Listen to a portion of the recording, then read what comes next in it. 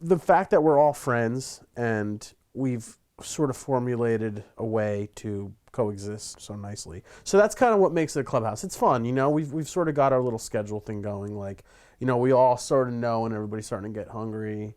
We all kind of give each other the eye a little bit. And they're like, Craig, get out the menu book. We want 4 veal cutlet heroes. We're gonna see what one of these seafood salads is all about. Craig is our shop assistant at Mysteries. Craig's sort of a little different from the rest of us. You know, Craig's very dark. He's very quiet and sort of morose and listens to really fucked up dark music. Craig does everything. I mean, we make Craig do everything. You can abuse him and he will not flinch. Plus, we all need to eat like immediately. All these other guys will tell him like, oh, that light bulb's out. This needs to be dusted. I'm like, yo, I need that bagel order. He has no interest in food. He says that if there was a pill that can sustain his life, he'd swallow that pill and never eat. Doesn't like food. It's the strangest thing. It's disturbing. Could I get 3 veal cutlet heroes? And then could I have sides of mayo for all of those? Yeah, I don't really like eating. I don't really find any enjoyment in eating. I'm not a foodie by any means.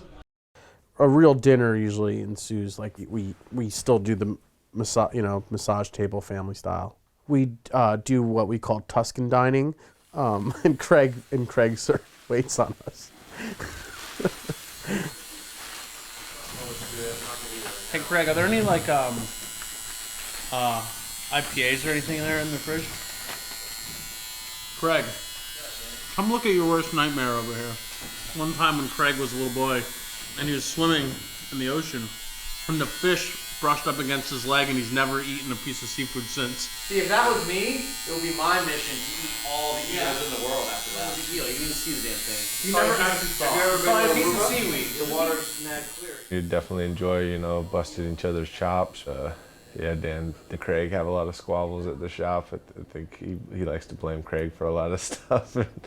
And I think that's when he's flustered, is when he starts yelling at Craig. Because he gets like snippy, like he does like the whole like get it yourself thing, even though he'll always get it. Like he'll just say get it yourself. And some days I think it's the funniest thing ever. And some days I'm like, you know what, Craig? Fuck yourself. Get it right now.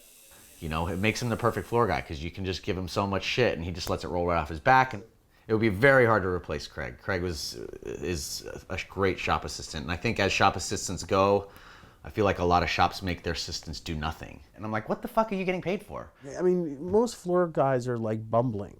Like, someone comes up to the counter and is like, how much for this tattoo? And they're like, blah, blah, blah, blah. You know what I mean? They don't even know what to say. They're like, they get all nervous and shit. Whereas Craig's like cool and calm and he's like, oh, well, the minimum's $100, blah, blah, blah. Like, he just handles it every time. I met Craig for the first time at a Pratt party. He was visiting from Buffalo. Craig has a decent amount of my tattooing. When he first started visiting me in New Jersey, he'd always bring me these like, like biblical engravings, like St. Peter being crucified upside down.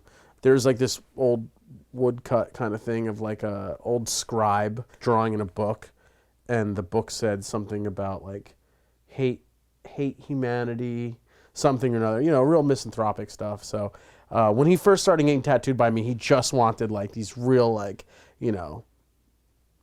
metal style, like biblical engravings. So he's got a lot of that stuff on his forearms. And then he started to realize, like that you can make a tattoo look like a tattoo, but it could still be brutal. You know what I mean? So then that's when I started doing some of the bigger stuff on him. Like we did the back piece. The back piece is a depiction of Snakeland, which are these abandoned grain silos in Buffalo. It's kind of a metal icon. And there's a lot of satanic stuff. And luckily Craig lived right down the street. So he grew up in there. He crucified a deer in the place, So the deer was dead, but, he crucified a deer among some other things. So so Craig needed to have that on his back as sort of an homage to his childhood and to Satan. Yeah, no, Craig's not a killer. He's not like a murderer, he's just a fucking weirdo. Yeah, he's just bad. Yeah,